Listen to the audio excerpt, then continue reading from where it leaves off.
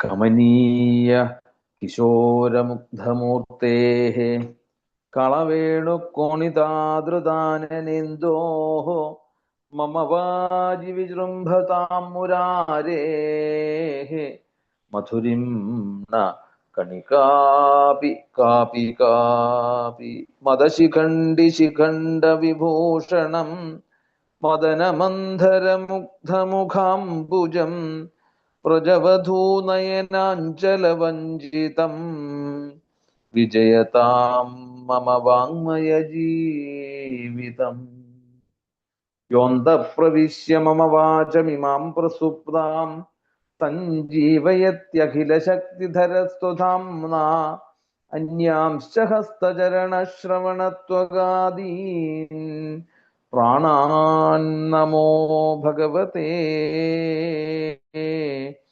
പുരുഷായ തുഭ്യം.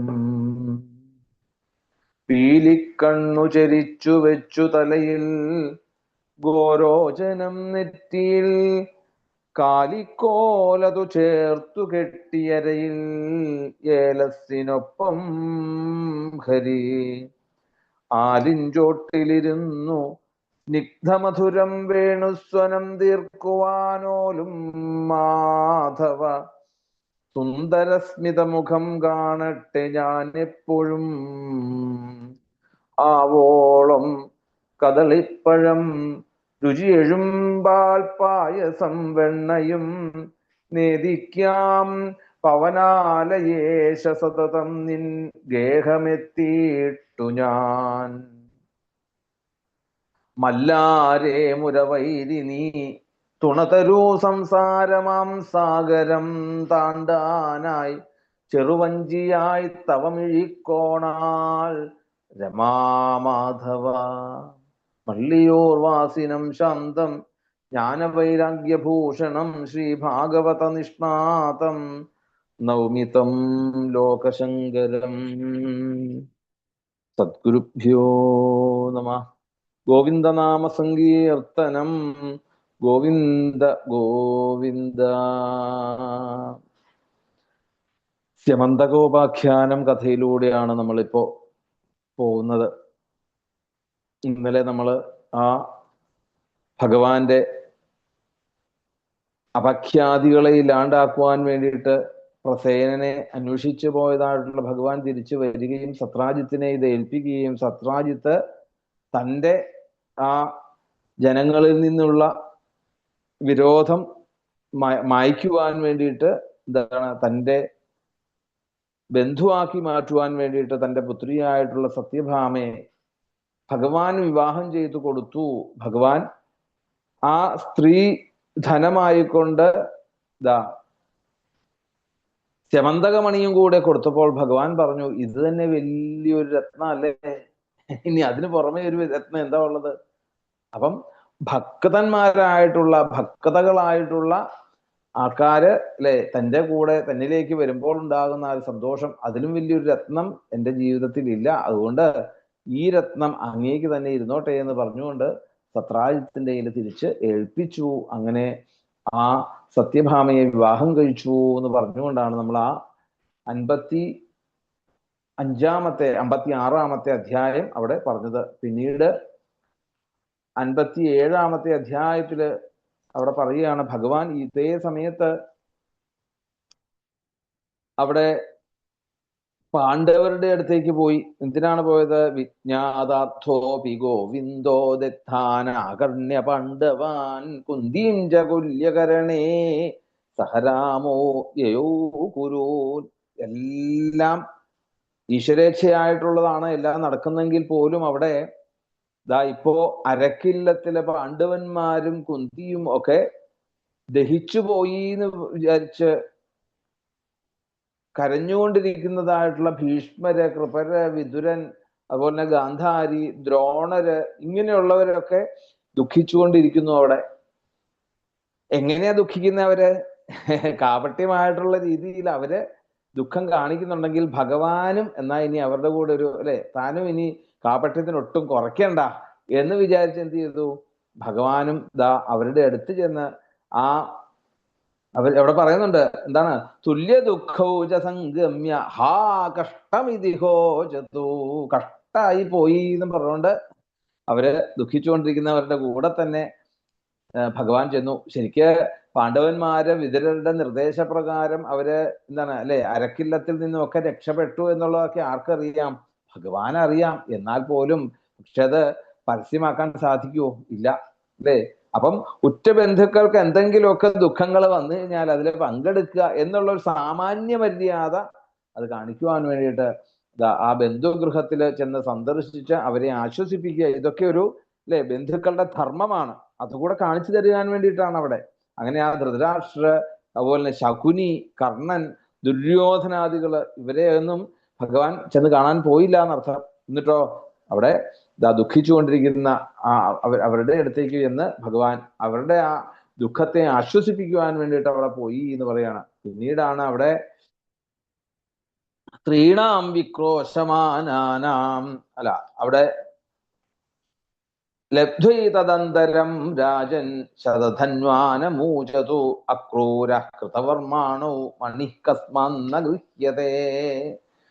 ഇപ്പൊ രാമകൃഷ്ണന്മാര് ദ്വാരകയില് ഇല്ലാത്ത അവസരം എങ്ങനെയാണോ പ്രയോജനപ്പെടുത്തേണ്ടത് എന്ന് നോക്കി നടക്കുന്നതാണ് ബാക്കിയുള്ളവര്. ശരിക്ക് അവിടെ അക്രൂരനും കൃതകർമാവും കൂടി ശതധന്വാവിന്റെ അടുത്ത് ചെന്ന് ചോദിച്ചു, അല്ല ശതധന്വാവേ, അങ്ങേക്ക് കരാർ എഴുതി ഒപ്പിട്ട് തന്നതല്ലായിരുന്നോ സത്രാജിത്ത് തന്റെ മകളെ തന്നോളാമെന്ന് പറഞ്ഞുകൊണ്ട്? അങ്ങനെയാണെങ്കിൽ ആ സത്യഭാമയെ ഇന്ന് ശ്രീകൃഷ്ണ ഭഗവാൻ വിവാഹം കഴിച്ച വിവരം അങ്ങ് അറിഞ്ഞോ എന്ന് ചോദിച്ചു. യഥാർത്ഥത്തില് ഈ ശതധന്വാവ് സത്രാജിത്തിന്റെ മകളെ വിവാഹം കഴിക്കാനായിട്ട് തയ്യാറായത് എന്തുകൊണ്ടാണ്? ആ സൗന്ദര്യത്തിലോ അല്ലെങ്കിൽ ജ്ഞാനത്തിലോ അല്ലെങ്കിൽ സത്രാജിത്തിന്റെ ആ ഭക്തിയിലോ ഒന്നും വീണിട്ടല്ല. പിന്നെന്താണ്? സത്രാജിത്തിന്റെ കയ്യിലൊരു രത്നമുണ്ട് എന്നുള്ളൊരു വിശേഷം പറഞ്ഞു അല്ലെ? നമ്മളൊക്കെ അങ്ങനെയല്ലേ? ഭൗതികമായിട്ടുള്ള ആ സമ്പത്തിന്റെ പുറകെ നമ്മൾ പോകുകൂടെ. അപ്പൊ എന്തായാലും അല്ലെ സത്രാജിത്തിന്റെ മകളെ വിവാഹം കഴിച്ചാൽ ഈ രത്നം തന്റെ കയ്യിലേക്ക് കൈക്കലാക്കാം എന്നുള്ള രീതിയിലാണ് അന്ന് കരാറിട്ട് ഒപ്പിട്ട് കൊടുത്തതൊക്കെ തന്നെ. എന്തായാലും ഈ വിവരം അക്രൂരനും കൃതവർമാവും കൂടി ശതധന്വാവിനെ പറഞ്ഞ് മനസ്സിലാക്കി കൊടുത്തു.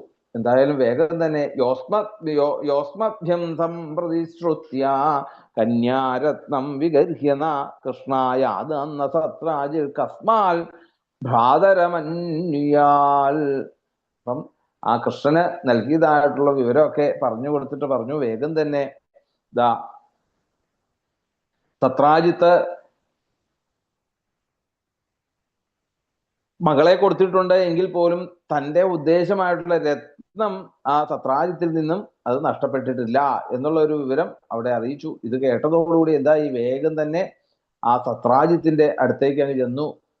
യുദ്ധത്തിനായിക്കൊണ്ട് ശതധന്വാവ് അവിടെ ചെന്നപ്പോഴോ സത്രാജിത്ത് നല്ല ഉറക്കമാണ് ശരിക്കും. ഏവം ഭിന്ന മതിസ്ഥാഭ്യാം സത്രാജിതം അസത്തമ ശയാനമവധിയില്ലോഭാൽ സ്വഭാവ ക്ഷീണജീവിത. അങ്ങനെ സ്വതേ ദുഷ്ടനും പാപവാസനയും ഉള്ള ആളാണ് ആര്? ശതധന്വാവ് അല്ലേ? അങ്ങനെ അല്പായുസായിട്ടുള്ള ആ ശതധന്വാവ് ഒന്നും നോക്കിയില്ല. ആ അക്രൂരന്റെയും കൃതവർമാവിന്റെയും പ്രേരണയോടുകൂടി സത്യത്തിൽ സത്രാജിത്തിനെ നിഗ്രഹിച്ചു, ആ രത്നം കൈക്കലാക്കി എന്ന് പറയുകയാണ് അവിടെ. ഇപ്പൊ സ്യമന്തകം എന്തെല്ലാം ആപത്തുകളാണ് ഇവിടെ ഉണ്ടാക്കിയതെന്ന് നമുക്ക് എല്ലാവർക്കും അറിയാം അല്ലെ? ആദ്യം ഇവിടെ പ്രസേനന്റെ കയ്യിൽ വന്നു, പ്രസേനന് മരണം സംഭവിച്ചു, സിംഹത്തിന് മരണം സംഭവിച്ചു, ജാമ്പവാന് ചെയ്യരുതാത്തതായിട്ടുള്ള പ്രവൃത്തി ചെയ്യേണ്ടി വന്നു. ഇങ്ങനെ പല തരത്തിലുള്ള ആപത്തുക്കള്. അപ്പൊ ശരിക്കും പറഞ്ഞ സെമന്തകമാണ് ശരിക്ക് ഈ കലിയുടെ സുഖവാസ കേന്ദ്രം എന്ന് ചിലപ്പോ വേണമെങ്കിൽ പറയേണ്ടി വരും അല്ലെ? അവിടെ പറഞ്ഞില്ലേ, കലിക്ക് അഞ്ചാമതൊരു സ്ഥാനം കൊടുത്തു, ജാതരൂപമതാൽ പ്രഭു. ജാതരൂപം എന്ന് പറഞ്ഞാൽ എന്താണ്? ജാതരൂപം എന്ന് പറഞ്ഞാൽ സ്വർണമാണ്. എങ്കിൽ പോലും അതും അല്ലെ ആ ലാക്ഷണികമായിട്ട് പറഞ്ഞു കഴിഞ്ഞാൽ അതിന്റെ രത്നം, സ്വർണം, ഇതൊക്കെ ഐശ്വര്യം എന്ന് വേണമെങ്കിൽ പറയാം അവിടെ. എന്തായാലും ഇവിടെ ഈ ശതധന്വാവിനും മറ്റും സത്രാജിത്തിനോട് ശത്രുത ഉണ്ടാകുവാൻ വേണ്ടിയിട്ടുള്ള കാരണം വേറൊന്നും കൊണ്ടുമല്ല, തനിക്ക് സത്യഭാമയെ തന്നതിന്റെ പേരിലൊന്നുമല്ല. പിന്നെന്താണ്? സത്യഭാമയെ കൃഷ്ണന് കൊടുത്തതിലാണ് ഇവർക്കൊക്കെ ദേഷ്യം എന്ന് അവിടെ പറയുകയാണ് ശരിക്കും. ഇതില് അക്രൂരൻ എന്നാ ഭക്തനായിട്ടുള്ള അക്രൂരൻ എന്തുകൊണ്ട് ഇങ്ങനെ ഇതിന് കൂട്ടുനിന്നു, അല്ലെങ്കിൽ കൃതവർമാവ് എന്തിന് ഇതിന് കൂട്ടുനിന്നു എന്ന് ചോദിച്ചു കഴിഞ്ഞാല്, അക്രൂരൻ അല്ലെ യഥാർത്ഥത്തിൽ ഭഗവാന്റെ ഭക്തനാണെന്ന് പറഞ്ഞാൽ പോലും അക്രൂരന് ഒരു ചെറിയൊരു ദോഷം കിട്ടിയിട്ടുണ്ട്. എന്താ ദോഷം കിട്ടിയത്? ഒരിക്കൽ ഗോപികമാരുടെ അടുത്ത് ചെന്ന് അവരുടെ ആ കണ്ണീരോടുകൂടി കണ്ണനെ ആ രഥത്തിൽ കയറ്റിക്കൊണ്ട് വന്ന സമയത്ത് അവരുടെ കണ്ണീരിന്റെ ഒരു ശാപം അക്രൂരന്റെ ഭാഗത്തേക്ക് ലഭിച്ചു എന്ന് പറയാണ്. അപ്പം ആ ഒരു ദുർബല നിമിഷത്തില് ആ ഒരു കടുങ്കൈ ചെയ്യാൻ പ്രേരിതമായി ശരിക്ക്, അല്ലെങ്കിൽ കടുങ്കൈ എന്നുള്ളതല്ല, ഈ ഭഗവാനെ കൊണ്ടുവന്നതിന്റെ പേരില് ആ ഗോപികമാരുടെ ആ കൃഷ്ണവിരഹം ഒരു ശാപമായിട്ട് അക്രൂരന് വന്നതാണ് എന്ന് ആചാര്യന്മാർ പറയും. അതുകൊണ്ടാണ് ഇന്നിപ്പോ ഈ സത്രാജിത്തിന്റെ മരണത്തിന് കാരണമാകുവാൻ അക്രൂരനും ആവേണ്ടി വന്നത് എന്ന് അവിടെ സൂചിപ്പിക്കുകയാണ് അവിടെ. പിന്നെയോ ഇനി കൃതവർമാവ് ആരാണ് ശരിക്ക്? ദ്വാരകയിലെ സൈന്യാധിപനാണ് കൃതവർമാവ്. ഈ കൃതവർമാവിനെ കൂട്ടിക്കൊണ്ടാണ് യഥാർത്ഥത്തിൽ ഭഗവാൻ അക്ഷൗഹിണികളെ ദുര്യോധനാദികൾക്ക് കൊടുത്തോളാം എന്ന് പറഞ്ഞിരുന്നു അല്ലേ? താൻ വേണോ, തന്റെ സൈന്യങ്ങൾ വേണോന്ന് ചോദിച്ചപ്പോ സൈന്യങ്ങൾ മതി എന്ന് പറഞ്ഞു ദുര്യോധനൻ. അപ്പം അതിന്റെ സൈന്യാധിപനായിട്ട് ആരായിരുന്നു? കൃതവർമാവായിരുന്നു. അതുകൊണ്ട് അവിടെയും നോക്കിക്കഴിഞ്ഞാൽ കൃഷ്ണനോട് ഒരു ചെറിയ ഒരു അപ്രീതി ആർക്കുണ്ടായിരുന്നു? കൃതവർമാവിനും ഉണ്ടായിരുന്നു. ആ ദുര്യോധനന് കൃതവർമാവിന്റെ നേതൃത്വത്തില് പാണ്ഡവപുത്രന്മാരെ നിഗ്രഹിക്കുവാനുള്ള ഒരു ഉദ്യമത്തില് കൃതവർമാവിന് നല്ലൊരു പങ്ക് ഉണ്ടായിരുന്നു എന്ന് നമുക്ക് കാണാൻ സാധിക്കും. ഇതുകൊണ്ടാണ് ഈ കൃതവർമാവിനും അക്രൂരനും ഇതിനകത്ത് പങ്ക് ചേരേണ്ടി വന്നതെന്ന് പറയാണ്. എന്തായാലും അവിടെ ഒരു സ്ത്രീണാം വിക്രോശമാനാനാം ക്രന്ദന്തീനാം അനാഥവൽ ഹത്വാ പശൂൻ സൗനികവൻ മണിമാതായ ജഗ്നിവാൻ. ഒരു കശാപ്പുകാരനെ പോലെ പറയാണ്, ഉറങ്ങിക്കിടന്ന ആ സത്രാജിത്തിനെ തന്റെ വാള് കൊണ്ട്, പറയാറില്ലേ ആതതായി എന്ന് പറയില്ലേ, ആതതായി ആയിക്കൊണ്ട് വെട്ടി നുറുക്കി ആ രത്നം കൈക്കലാക്കിക്കൊണ്ട് നേരെ ഇങ്ങ് പോന്നു അവിടുന്ന്. അങ്ങനെ ആ ശതധന്വാവ് രത്നം കൊണ്ട് പോരുകയും ഇത് അറിഞ്ഞതായിട്ടുള്ള സത്യഭാമാ പിതരം ഹതം വീക്ഷ്യ ശുചാർപ്പിതാവലപത്താതേതി ഹാഹതാസ്മീതി മുഹ്യതി. അച്ഛൻ മരിച്ചതായിട്ടുള്ള ആ ദുഃഖത്തോടുകൂടി അച്ഛാന്ന് വിളിച്ചുകൊണ്ട് നിലവിളിച്ചുകൊണ്ട് സത്യഭാമ അവിടെ അങ്ങനെ ബോധം കെട്ട് അവിടെ വീണു എന്ന് പറയണ. ഹാഹതാസ്മീതി മുഹ്യതി, അവിടെ ബോധം കെട്ട് വീണു. എന്തായാലും സത്യഭാമ എന്ത് ചെയ്തു? വേഗം തന്നെ അച്ഛനോടുള്ള ആ ഒരു സ്നേഹം കൊണ്ട് ഒരു എണ്ണത്തോണിയില് തൈലദ്രോണ്യാമൃതം പ്രാപ്യ ജഗാമ ഗജസാഹുയം. വേഗം തന്നെ ആ അച്ഛന്റെ ശരീരത്തെ ഒരു എണ്ണത്തോണിയിലിട്ട് സൂക്ഷിച്ചിട്ട് വേഗം ഗജസാഹ്വയം എന്ന് പറയാം. എവിടെയാണ്? ആ ഹസ്തിനപുരിയിലേക്ക് ഭഗവാന്റെ അടുത്തേക്ക് അങ്ങോട്ട് ചെന്നു. അവിടെ പോയി അവിടെ ചെന്ന ഈ അച്ഛൻ മരിച്ചതായിട്ടുള്ള വിവരമൊക്കെ അവിടെ കൃഷ്ണനെ ധരിപ്പിച്ചു. തഥാകർണ്യേശ്വരോ രാജൻ അനുസൃത്യ നിർലോകതാം അഹോ നഃ പരമം കഷ്ടമിത്യസ്രാക്ഷോ വിലേപതോ. ഭഗവാനെ സംബന്ധിച്ചിടത്തോളം എന്താണ്? എല്ലാം ഒരു ലീലയാണ് ശരിക്കും അല്ലെ. ഇപ്പം അവിടെ ചെന്നിരിക്കുന്നത് എന്തിനു വേണ്ടിയിട്ടാണ് അല്ലെ? ഒരു മനുഷ്യ വേഷം ധരിച്ചുകൊണ്ട് എല്ലാത്തിനും താനും പങ്കെടുക്കണം എന്നുള്ളതുകൊണ്ട് കള്ളക്കണ്ണീരണിഞ്ഞുകൊണ്ട് ആരുടെ കൂടെ ഇരിക്കുന്നു? ധൃതരാഷ്ട്രയുടെയും ഗാന്ധാരിയുടെയും കൂടെ ഇരിക്കുന്നു അവിടെ അല്ലെ.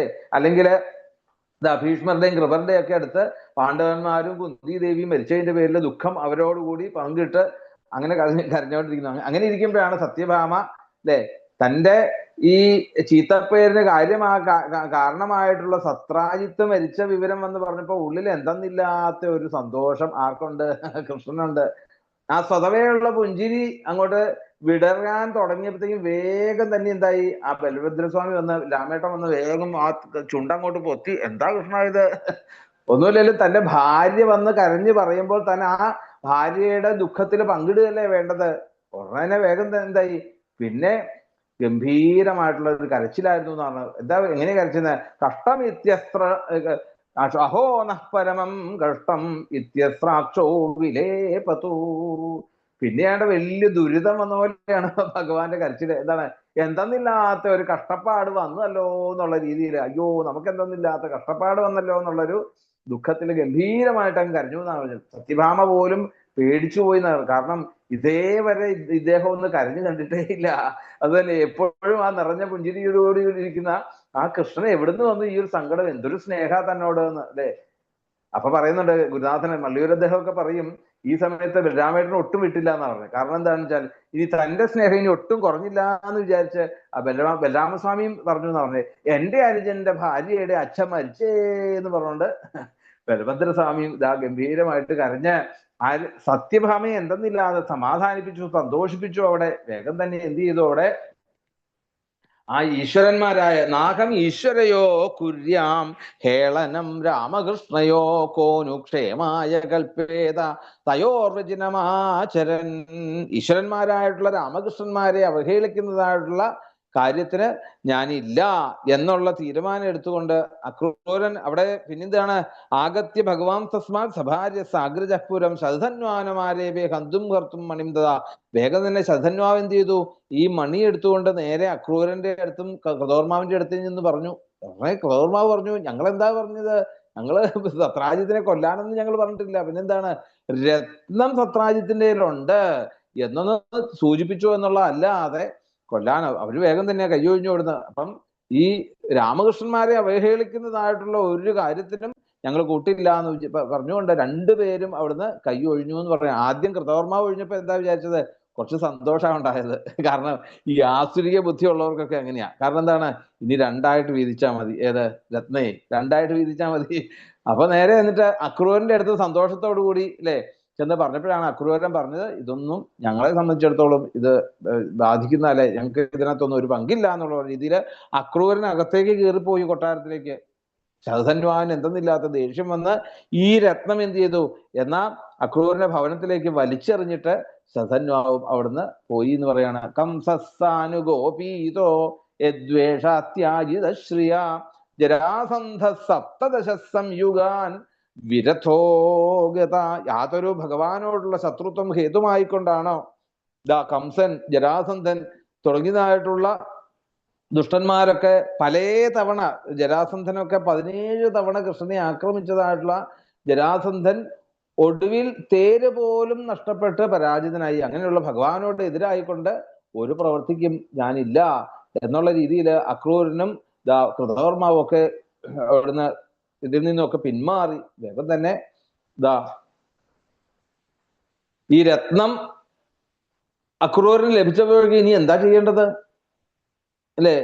വേഗം തന്നെ ഈ ഭഗവാനെ അവിടുന്ന് ഗംഭീരമായിട്ട് അവിടുന്ന് സ്തുതിച്ചു. യസ്സപ്തഹായന ശൈലം ഉൽപാട്ടികേന പാണിന ദധാരലീലയാ ബാല ഉച്ചിലീന്ദ്രമിവാർഭകാം നമസ്തസ്മൈ ഭഗവതേ കൃഷ്ണായ അദ്ഭുതകർമ്മണേ അനന്തായാതിഭൂതായ കൂടസ്ഥായാത്മനേ നമഃ. വേഗം തന്നെ അക്രൂരൻ അല്ലെ ആ യാതൊരു മായാവൈഭവത്വം കൊണ്ടാണോ ബ്രഹ്മാദികൾ പോലും ഇന്ന് യഥാർത്ഥത്തില് ഈ ത്രിമൂർത്തികൾ പോലും ശരിക്കും ഭഗവാന്റെ മഹത്വത്തെ മനസ്സിലാക്കിയിട്ടില്ല, ഈശ്വരന്റെ മഹത്വത്തെ മനസ്സിലാക്കിയിട്ടില്ല. അങ്ങനെ യാതൊരാളാണോ കേവലം 7 വയസ്സ് പ്രായമുള്ള സമയത്ത് ആ ഗോവർദ്ധന പർവ്വതത്തെ ഉയർത്തിയിട്ടുണ്ട് എങ്കിൽ അല്ലെ, എങ്ങനെയാണോ ഒരു കൂണ് എടുത്ത് പൊക്കുന്നത് കുട്ടികള്, അതുപോലെ ആ ഗോവർദ്ധന പർവ്വതത്തെ എടുത്തു പൊക്കിയിട്ടുണ്ടെങ്കിൽ അങ്ങനെയുള്ള അത്ഭുത കർമ്മങ്ങളൊക്കെ ചെയ്തതായിട്ടുള്ള അനന്തനും പിന്നെയോ സർവ എന്താണ് നമസ്തസ്മൈ ഭഗവതേ അനന്തായ ആദിഭൂതായ എല്ലാവരുടെയും ഉള്ളില് അന്തര്യാമിയായിട്ട് വർത്തിക്കുന്നതായിട്ടുള്ള ആ ഭഗവാനുമായിട്ടുള്ള കൃഷ്ണനെ നമസ്കരിച്ചു അവിടെ. അതുകൊണ്ട് സത്രാജിത്തിനെ വധിക്കുവാൻ വേണ്ടി ശതധന്വാവിനെ പ്രേരിപ്പിച്ച പേരിലും തങ്ങൾ പെട്ടിരിക്കുന്നു എന്നുള്ളൊരു സത്യം മനസ്സിലാക്കിക്കൊണ്ട് പ്രത്യാഖ്യാതതേനാപി ശതധന്വാ മഹാമണിം തസ്മിൻ യസ്യാശ്വമാരുഹ്യ ശതയോജനകം യയോ. വേഗം ആ ശതധന്വാവ് രത്നം അക്രൂരന്റെ കൊട്ടാരത്തിലേക്ക് ഇട്ട് അവിടുന്ന് വേഗം തന്നെ കുതിരപ്പുറത്ത് കയറി അവിടുന്ന് പലായനം ചെയ്തു എന്ന് പറയാണ്. ഇത് മനസ്സിലാക്കിക്കൊണ്ട് രാമകൃഷ്ണന്മാരും അതിവേഗതയുള്ള കശുങ്ങളെ കൂട്ടിക്കൊണ്ട് ആ ഗരുഡ ചിഹ്നത്തോടു കൂടിയിട്ടുള്ള ഗരുഡധ്വജം ആരുഹ്യരഥം ജാമ ജനാർദ്ദനോ അന്വയാതാം മഹാവേഗീരശ്വൈ രാജൻ ഗുരുദ്രുഹാം. ആ ഗുരുതുല്യനായിട്ടുള്ള ശ്വശുരന് അല്ലെ, ശ്വശുരൻ എന്ന് പറഞ്ഞാൽ ആരാണ്? ഭാര്യയുടെ അച്ഛൻ. അങ്ങനെ ഗുരുതുല്യനാണ് ശരിക്കും ഭഗവാനെ സംബന്ധിച്ചിടത്തോളം സത്രാജിത്ത്. അങ്ങനെയുള്ള ഗുരുനാഥനെ നിഗ്രഹിച്ചതായിട്ടുള്ള ശതധന്വാവിനെ പിന്തുടർന്നുകൊണ്ട് രാമകൃഷ്ണന്മാരും അവിടെ പോയി. അങ്ങനെ പോകുന്ന സമയത്താണ് മിഥിലായാമുപവനെ വിസൃജ്യ പതിതം ഹയം പദ്ഭ്യാമാവൽ സന്ത്രസ്ത കൃഷ്ണോപ്യന്വദ്രവദൃഷ. അവിടെ മിഥിലയിൽ എത്തിയ സമയത്ത് ആ പശുക്കൾക്കൊക്കെ അല്ലെ കുതിരകൾക്കൊക്കെ എന്താണ് തളർച്ച സംഭവിച്ച് അവര് ആ കുതിരയെ വിട്ടുകൊണ്ട് വേഗം ശതധന്വാവിന്റെ പുറകെ ഓടാൻ തുടങ്ങി എന്ന് പറയാണ്.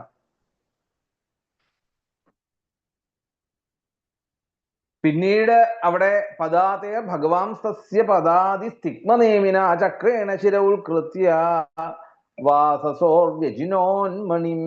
കാൽനടയായിട്ട് പലായനം ചെയ്തതായിട്ടുള്ള ആ ശതധന്വാവിന്റെ നേരെ ഭഗവാൻ തന്റെ സുദർശന ചക്രം കൊണ്ട് ആ ശിരസ് കഴുത്തറത്തു.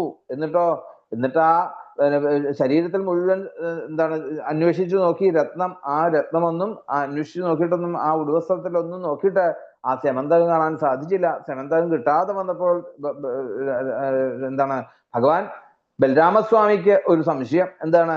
കൃഷ്ണ, താൻ ഇങ്ങനെ കുട്ടിക്കാലത്ത് തന്നെ താൻ പലതരത്തിലുള്ള ലീലകൾ ഇങ്ങനെ ആടുന്നുണ്ട് അല്ലെ, മോഷണങ്ങൾ ചെയ്യുന്നുണ്ട്. അക്കൂട്ടത്തില് താൻ ഈ യഥാർത്ഥത്തിൽ ഈ രത്നം ഭണ്ഡാരത്തിലേക്ക് തന്നെ എടുത്തു വെച്ചതാണോ എന്നൊരു ചെറിയൊരു സംശയം, ആവശ്യമില്ലാത്തൊരു സംശയമായിരുന്നു ശരിക്ക്. എന്തായാലും അവിടെ പറയുന്നുണ്ട്, തഥ ആഹബലോ നൂനം സമണിശതധന്വനാ കസ്മിൻശ്ചിൽ പുരുഷേന്യസ്തമന്വേഷപുരം വ്രജ.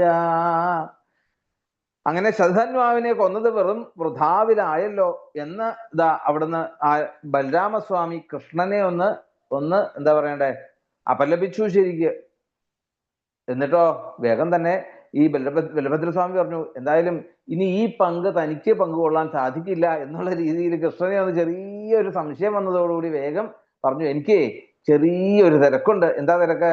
വിദേഹ രാജ്യത്ത് ഒന്ന് പോണം. രാജാവ് കുറച്ചു കാലായി അഹം വിദേഹമിച്ഛാമി ദ്രഷ്ടും പ്രിയതമം മമ ഇത്യുക്വാ മിഥിലാം രാജൻ വിവേശ യദുനന്ദന. എന്റെ സുഹൃത്തായിട്ടുള്ള ആ വിദേഹ രാജാവിനെ ഒന്ന് കാണണം എന്ന് എനിക്ക് ആഗ്രഹമുണ്ട് എന്ന് പറഞ്ഞുകൊണ്ട് വേഗം ആ ബലഭദ്രസ്വാമി അവിടുന്ന് കൃഷ്ണന്റെ അടുത്തുനിന്ന് ഒന്ന് മാറി നിന്നു. ഈ മാറി നിൽക്കലാണ് ഏറ്റവും വലിയ പ്രശ്നം അല്ലെ. ഭഗവാനോട് ചേർന്ന് നിൽക്കുമ്പോൾ നമുക്ക് ദുഃഖങ്ങളൊന്നും ഉണ്ടാവില്ല, പക്ഷെ മാറി നിൽക്കുമ്പോൾ അനർത്ഥങ്ങൾ വന്ന് പെടും എന്ന് പറഞ്ഞ പോലെ ഇതേ സമയത്തായിരുന്നു അവിടെ ആ മിഥിലയിൽ താമസിക്കുന്ന സമയത്താണ് ദുര്യോധനൻ അവിടെ പഠിക്കുവാൻ വേണ്ടി വന്നതൊക്കെ പറയുന്നു. തം ദൃഷ്ട്വാ സഹസോദ്ധായ മൈഥില പ്രീതമാനസ അരിഹയാമാസ വിധിവത് അരിഹണീയം സമരിഹണി. പലതരത്തിലുള്ള രീതിയിലുള്ള ഉപചാരങ്ങളോടുകൂടി ബലഭദ്രസ്വാമിയെ വിദേഹ രാജാവ് അവിടെ വേണ്ട പോലെ സ്വീകരിച്ചു. അങ്ങനെ അവിടെ ആ മിഥിലയിൽ താമസിക്കുന്ന സമയത്താണ് തൻ്റെ ഉറ്റ ചങ്ങാതിയായിട്ടുള്ള അല്ലെങ്കിൽ ബന്ധുവായിട്ടുള്ള ദുര്യോധനാദികൾ അവിടെ ധൃതരാഷ്ട്രന്റെ പുത്രനായിട്ടുള്ള ദുര്യോധനൻ ഗദായുദ്ധം പഠിക്കുവാൻ വേണ്ടി അവിടെ വന്നു. അങ്ങനെ ദുര്യോധന്റെ ഒരു ഗുരുനാഥനായിട്ട് മാറേണ്ട ഒരു അവസ്ഥ എപ്പോ വന്നു? ഈ ഭഗവാനെ ഒന്ന് സംശയിപ്പിച്ചപ്പോൾ എന്ന് പറയാണ്. പിന്നെയോ തതസ്തകാരയാമാസ ക്രിയാബന്ധോർഹതസ്യ വൈ സാഗം ഭഗവാൻ സാമ്പരായിക. പിന്നെ ഭഗവാൻ എന്ത് ചെയ്തു? വേഗം തന്നെ ആ സത്യഭാമയോടുകൂടി കൊട്ടാരത്തിൽ ചെന്ന് സത്രാജിത്തിന് വേണ്ടതായിട്ടുള്ള ആ വേണ്ടപ്പെട്ടവരെയൊക്കെ വിളിച്ചുകൊണ്ട് വന്ന് ശേഷക്രിയകളൊക്കെ ചെയ്തു. അതിനുള്ള നേതൃത്വമൊക്കെ നൽകി. അങ്ങനെ പിന്നീട് ഈ അക്രൂരനും കൃതവർമാവും ദ്വാരക വിട്ട് പുറമെ എവിടെയോ ഏതോ രാജ്യത്തിലേക്ക് പോയി എന്നുള്ള ഒരു വിവരമൊക്കെ അറിഞ്ഞു അവിടെ. എന്തായാലും ആ അക്രൂരൻ ആ ദ്വാരക വിട്ടു പോയപ്പോഴേക്കും എന്താണ് ദ്വാരകാവാസികൾക്ക് എന്തെന്നില്ലാത്ത പലതരത്തിലുള്ള ദുഃഖങ്ങൾ. എങ്ങനെയാ പറയുന്നത്? അവിടെ പറയുന്നത് അക്രൂരേ പ്രോഷിതേരിഷ്ടാന്യാസൈൻ വൈ ദ്വാരകൗകസാം ശാരീരാമാനസാസ്താപാമുഹുർദൈവിക ഭൗതികാഹ. നമുക്കും ഇത് തന്നെ ആയിരിക്കും ഇപ്പൊ സംഭവിക്കുന്നത് അല്ലെ. ഇങ്ങനെ വലിയ വലിയ വെള്ളപ്പൊക്കങ്ങളൊക്കെ വരുന്നുണ്ടെങ്കിൽ ഭക്തന്മാര് ആരെങ്കിലുമൊക്കെ അല്ലെങ്കിൽ സജ്ജനങ്ങളുടെ സൽക്കർമ്മങ്ങളൊക്കെ കുറഞ്ഞു വരുന്നു. അതുകൊണ്ടാണ് ഇങ്ങനെ പ്രകൃതിക്ഷോഭങ്ങളൊക്കെ ഉണ്ടാകുന്നത്. സൽക്കർമ്മങ്ങള്, ജനങ്ങളുടെ നന്മ ഇല്ലാണ്ടാവുക, സ്നേഹം, ദയ, കാരുണ്യം ഇതെല്ലാം നശിക്കുക. ഇതൊക്കെ എപ്പോഴാണോ നശിക്കുന്നത് ആ സമയത്താണ് ഇങ്ങനെയുള്ള ലോക അമംഗളങ്ങൾ വന്നു പെടുന്നതെന്ന് പറയാണ്. അപ്പൊ ഇതുപോലെ തന്നെ അവിടെ ഈ ദ്വാരകാവാസികൾക്കൊക്കെ എന്താണ് ശാരീരികവും മാനസികവുമായിട്ടുള്ള പിന്നെയോ പോരാ ഭൗതികവും ദൈവികവുമായിട്ടുള്ള പലതരത്തിലുള്ള താപത്രയങ്ങളെല്ലാം അവരിൽ വന്ന് വിട്ടു. അവിടെ ഇങ്ങനെ ഈ ദ്വാരകയുടെ അവസ്ഥയെ പറ്റിയൊക്കെ ഭഗവാൻ അവിടുന്ന് ചിന്തിച്ചുകൊണ്ട് അക്രൂരനെ അന്വേഷിച്ചുകൊണ്ട് നേരെ അക്രൂരന്റെ കൊട്ടാരത്തിലേക്ക് പോയി. കാരണം ആ അക്രൂരൻ എവിടെയാണോ ഉള്ളത് അവിടെയൊക്കെ ഇതൊന്നും സംഭവിക്കാൻ ന്യായമില്ല ശരിക്കും. അതുകൊണ്ട് ഇത്യം ഗോപദിശന്ത്യേകേ വിസ്മൃത്യ പ്രാഗുദാഹൃതം മുനിവാസ നിവാസേകിം ഘടേത അരിഷ്ടദർശനം. അവിടെ സാക്ഷാൽ ഋഷീശ്വരന്മാർക്ക് പോലും ഒരു ആശ്രയ കേന്ദ്രമായിട്ടുള്ള ഒരു ആവാസ സ്ഥാനമാണ് യഥാർത്ഥത്തില് ഈ അക്രൂരന്റെ സാന്നിധ്യം എന്ന് പറയും. സജ്ജന ഭക്തനായിട്ടുള്ള അക്രൂരന്റെ സാന്നിധ്യം ഋഷീശ്വരന്മാര് പോലും അവരെ ഏറ്റവും പരമമായിട്ടുള്ള എന്താണ് ആ പരബ്രഹ്മത്തെയാണ് സേവിക്കുന്നെങ്കിൽ പോലും അവരുടെ പോലും ഒരു ആശ്രയ കേന്ദ്രമായിരുന്നു ശരിക്കും അക്രൂരൻ. അപ്പം അങ്ങനെയുള്ള അക്രൂരന്റെ അസാന്നിധ്യം കൊണ്ട് ഇന്ന് പലതരത്തിലുള്ള അരിഷ്ടങ്ങളൊക്കെ അവിടെ ഉണ്ടായിട്ടുണ്ട് എന്ന് മനസ്സിലാക്കിക്കൊണ്ട് ഭഗവാൻ നേരെ ആ അക്രൂരന്റെ അടുത്തേക്ക് കൊട്ടാരത്തിലേക്ക് ചെന്നു കഴിഞ്ഞപ്പോഴാണ് അവിടെ അക്രൂരൻ ഇല്ല എന്നുള്ള ഒരു വിവരം മനസ്സിലാക്കി ശുഭൽക്കന്റെ അടുത്ത് ചെന്ന് ചോദിച്ചു. അപ്പൊ പറഞ്ഞു എന്താണെന്നറിയില്ല, അയാൾക്ക് എന്തോ ഒരു കൂട്ട സാധനം അയാൾക്ക് കിട്ടിയിട്ടുണ്ട്, അതുമായിട്ട് അയാള് ഇവിടുന്ന് ഒരു ദിവസം ഇറങ്ങിപ്പോയതാ, പിന്നെ അയാളെ കണ്ടിട്ടില്ല. ഇപ്പൊ എവിടെയോ കാശിയിലോ മറ്റോ ഒരു വലിയ ധനസമ്പാദി ആയിക്കൊണ്ട് അവിടെ കഴിച്ചു കൂടുന്നുണ്ട് എന്നുള്ള ഒരു വിവരം അറിഞ്ഞു എന്ന് പറയുകയാണ്. ഇതറിഞ്ഞതോടുകൂടി വേഗം തന്നെ അവിടെ യാദവന്മാരെയൊക്കെ വിളിച്ച് വേഗം തന്നെ അക്രൂരന്റെ അടുത്തേക്ക് പറഞ്ഞു വിട്ട് അക്രൂരനെ കൊണ്ടുവരുവാനുള്ള സംവിധാനങ്ങളൊക്കെ അവിടെ തയ്യാറാക്കി. അവിടെ അക്രൂരനാണെങ്കിൽ എന്തെന്നില്ലാത്ത വിഷമിച്ചിരിക്കുക. കാരണം തനിക്ക് അനർത്ഥമായിട്ട് കിട്ടിയതായിട്ടുള്ള ഈ അർത്ഥം അല്ലെ, ഈ അർത്ഥം തൻ്റെതല്ല എന്ന് മനസ്സിലാക്കിക്കൊണ്ട് താൻ ഇത് വരുന്ന കാശിയിൽ വരുന്നതായിട്ടുള്ള ഭക്തന്മാർക്ക് വേണ്ടതായിട്ടുള്ള എല്ലാ സൗകര്യങ്ങളെയും ചെയ്തു കൊടുത്ത് അവിടെ അങ്ങനെ കഴിഞ്ഞുകൂടുകയാണ് ശരിക്കും. കാരണം തിരിച്ചിനി ഇങ്ങോട്ട് വരാൻ സാധിക്കില്ല. ഇങ്ങോട്ട് വന്നാൽ എത്ര പേരുടെ കൊലക്കുറ്റത്തിന് കാരണം പറയേണ്ടി വരും അല്ലെ.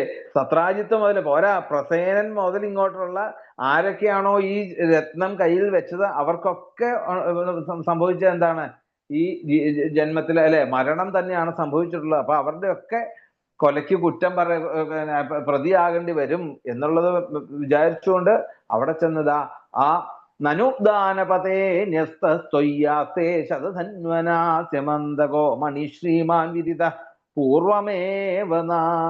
അവിടെ ആ അക്രൂരൻ കാശിയിൽ പോയി അവിടെ 3 സംവത്സരം അവിടെ ഉണ്ടായിരുന്നു എന്നാണ് പറയുന്നത്. അക്രൂരൻ ആ കാശിയിൽ ഉണ്ടായിരുന്നു. അവിടെ വേണ്ടതായിട്ടുള്ള ദാനപതി എന്നുള്ള ഒരു പേരോടുകൂടിയാണ് അവിടെ. ദാനപതി എന്ന് പറഞ്ഞാൽ എന്താണ്, ദാനം ചെയ്യുന്ന ആള്. ഇപ്പൊ ശരിക്കും കാശി വിശ്വനാഥനെ തൊഴാൻ പോകുന്ന ഭക്തജനങ്ങളൊക്കെ ആദ്യം എന്താ ചെയ്യുന്നത്, ആദ്യം അവിടെ ഒരു ആൽച്ചോട്ടിലിരിക്കുന്ന ഒരാളുണ്ട്, അവിടെ പോയി തൊഴുത് അല്ലെ അക്രൂരനെ നമസ്കരിച്ചിട്ടാണ് ഇപ്പം ആ വൈദ്യനാഥനായിട്ടുള്ള മഹാദേവനെ തൊഴാൻ വേണ്ടിട്ട് പോകുന്നത്. അതേ രീതിയിൽ അവിടെ എങ്ങനെ കഴിയുന്നു അവിടെ. എന്തായാലും ആ സത്രാജിത്തിന് ആൺമക്കൾ ഇല്ലാതെ വന്നതോടുകൂടി ആ പുത്രി ആയിട്ടുള്ള സത്യഭാമയുടെ പുത്രന്മാര് ഉദകക്രിയകളും പിണ്ടദാനങ്ങളും ഒക്കെ ചെയ്തുകൊണ്ട് തൻ്റെ എല്ലാ തരത്തിലുള്ള ആ ഋണബാധ്യതകളെയൊക്കെ മാറ്റി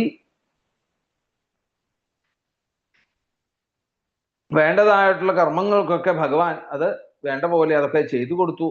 പിന്നീട്